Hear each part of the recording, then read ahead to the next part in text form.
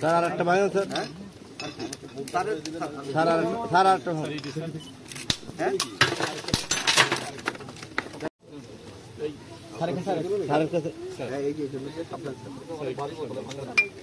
Sir ওইটাই sir ওইটাই ভাঙেন sir. হ্যাঁ তাহলে আমরা কভার করতে হবে।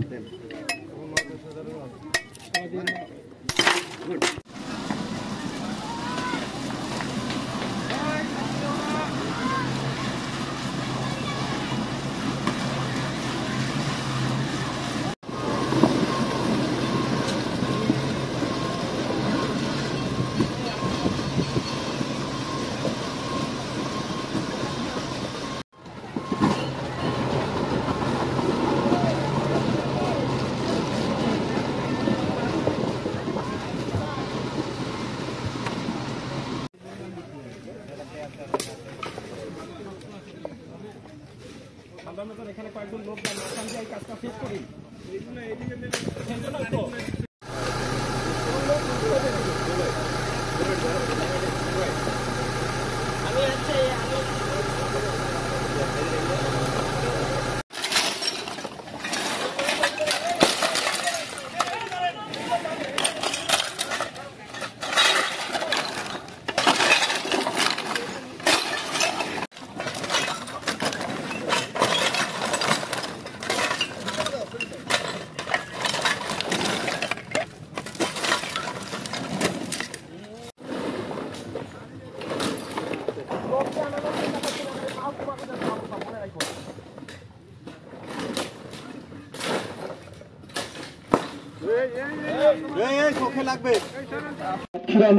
চোরাচালান প্রবণ এলাকায় আন্তঃসীমান্ত অপরাধ সহ চোরাচালান প্রতিরোধ, মাদক পাচার, নারী ও শিশু পাচার রোধে অত্র ব্যাটালিয়নের সদস্যবৃন্দ প্রায় ৭,৫০০ বোতল, বিভিন্ন প্রকারের মদ ১৮,০০০ বোতলের মতো, গাঁজা ১০০ কেজির মতো, হেরোইন ৭,১০০ কেজির মতো, ভারতীয় ইয়াবা 7 কেজির মতো, হেরোইন 7 কেজির মতো, ইয়াবা ৩,২৮,৮৫৩ পিসের মতো, এলএসডি ২৪ বোতল, ক্রিস্টাল ম্যাথ 4.5 কেজির মতো, 4 কেজি 500 গ্রামের মতো, ভারতীয় অনাগ্রা ট্যাবলেট ৪০,৯০৭ পিস, বিভিন্ন ধরনের ইনজেকশন ড্রাগ যেগুলোকে বলা হয় 38 বোতলের মতো, বিভিন্ন প্রকার ঔষধ যেগুলো মানবদেহের জন্য ক্ষতিকর এবং উত্তেজক ঔষধ, এগুলো রয়েছে প্রায় 2.5 লাখের উপরে,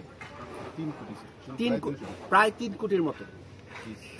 তারপরে সিগারেট রয়েছে, তামাক রয়েছে, বিভিন্ন অন্যান্য, এগুলো আপনাদের প্রেস রিলিজে দেওয়া আছে।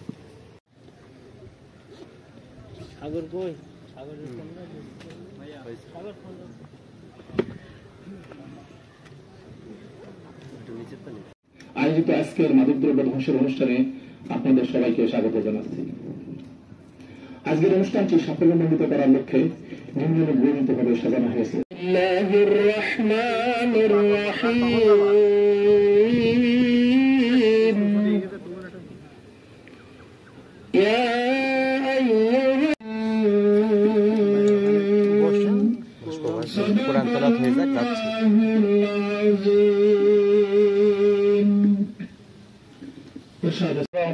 যার জন্য মদ খরিদ করা হয়।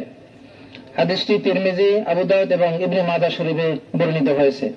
বারাকাল্লাহু লানা ওয়া লাকুম ফিল কোরআনিল আযীম।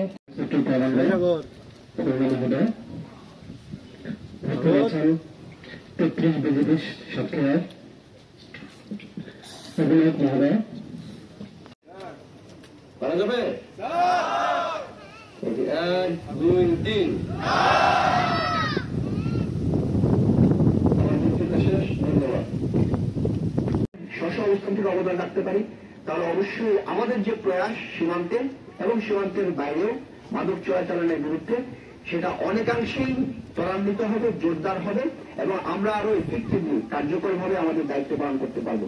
আমি এই ক্ষেত্রে আপনাদের সকলের সহযোগিতা কামনা করছি। পরিশেষে আমি আবারও আপনাদেরকে ধন্যবাদ ও কৃতজ্ঞতা জানাচ্ছি।